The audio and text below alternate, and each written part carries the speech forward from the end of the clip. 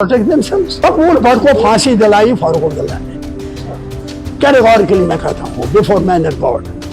और उसके बाद आपने एक डीजी को, मैं उनका नाम ले जाया, get record for you, everybody knows who was DG that time. उसको तिहाड़ जेल भेजा, फांस दी उस, मगर तज दफन कर जिन लाश थी। नेशनल कॉन्फ्रेंस के साबिक रुकनी पार्लियामेंट और उस वक्त के इलेक्शन इंचार्ज अब्दुल रशीद काबली ने 1987 में जम्मू कश्मीर में हुए असेंबली इंतखाबात के हवाले से सख्त इल्जामात करते हुए कहा है कि इन्होंने ज़ाती तौर पर उस वक्त इलेक्शन में धांधलियां देखी और नेशनल कॉन्फ्रेंस के उम्मीदवारों को मतलूबा वोट न मिलने पर उन्हें कामयाब करार देने की भी हिदायत दी गई थी। आपको बता दो कि कश्मीर न्यूज़ ट्रस्ट को दिए गए एक इंटरव्यू वीडियो में काबली ने इल्जाम लगाया कि धांधली वोटों की गिनती के मरहले पर की गई।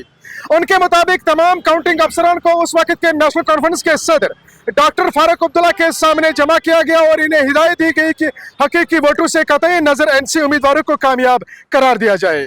काबली ने इमराकदल हल्के की मिसाल देते हुए इल्जाम लगाया कि नेशनल कॉन्फ्रेंस के उम्मीदवार गुलामुद्दीन शाह मुस्लिम यूनाइटेड फ्रंट के उम्मीदवार मौलवी मोहम्मद यूसुफ, जो बाद में सईद सलाउद्दीन के नाम से मारूफ हुए, से पीछे थे, लेकिन उसके बावजूद उन्हें कामयाब करार दिया गया।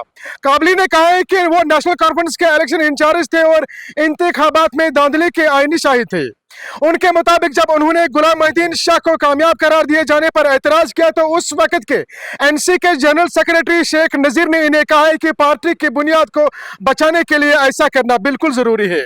काबली ने इल्जाम लगाया कि यह मामला सिर्फ एक हल्के तक महदूद नहीं था, बल्कि काउंटिंग अफसरान को नेशनल कॉन्फ्रेंस के उम्मीदवारों के हवाले से अमूमी हिदायत दी गई थी।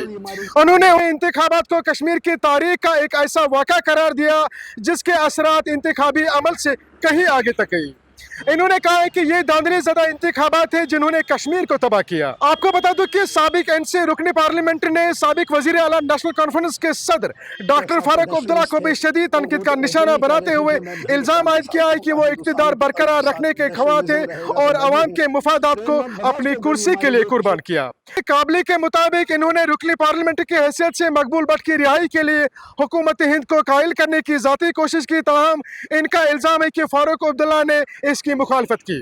उन्होंने इल्जाम आयद किया है कि फारूक अब्दुल्ला ने उस वक्त के पुलिस डायरेक्टर जनरल को दिल्ली भेजा और हिदायत दी कि मकबूल भट्ट की फांसी के बाद इनकी मैयत को तिहाड़ जेल के अंदर ही दफन किया जाए। काबली ने दावा किया है कि बेगम अब्दुल्ला ने भी फारूक अब्दुल्ला को इस फैसले से बाज लेने का मशवरा दिया था और कहा था कि अगर वो इस्तीफा दे दे तो अवाम में मजीद हमदर्दी और हिमायत हासिल हो सकती है। साबिक रुकनी पार्लियामेंट ने कहा है कि 1987 के इंतखाबात और इसके बाद किए गए सियासी फैसलों ने कश्मीर की सियासी तारीख पर गहरा असर डाल दिया है। फिलहाल डीबी लाइव के साथ श्रीनगर से मैं शफीक। शेख साहब तो नेशनलिस्ट थे और वो तो ओपनली कह रहे थे कि मैं हिंदुस्तान के साथ रहूँगा, हिंदुस्तान के साथ नेशनलिज्म रहेगा तो मैं भी हूँ। प्रेमनाथ बजाज को गोली मारी गई, कश्मीरी पंडित था, सच कहता था। क्या गदार था वो, क्या गदार था रामचंद्र का। He wanted A peaceful Kashmir with the support of India and Pakistan. 300 आदमी फारूक अब्दुल्ला ने भेजे पाकिस्तान ट्रेनिंग के लिए, ये एक को आग लगा दी, ऊपर से वहाँ से ट्रेनिंग के लिए 300 आदमी भेजी। They wanted to protect themselves. मकबूल भट्ट को फांसी दिलाई फारूक अब्दुल्ला ने, कैटेगोरिकली मैं कहता हूँ, बिफोर मैन एंड गॉड। और उसके बाद आपने एक डीजी को, मैं उनका नाम ले जाया, get record for you, everybody knows who was DG that time. उसको तिहाड़ जेल भेजा, फांस दी उस, मगर तज दफन कर जिन लाश थी।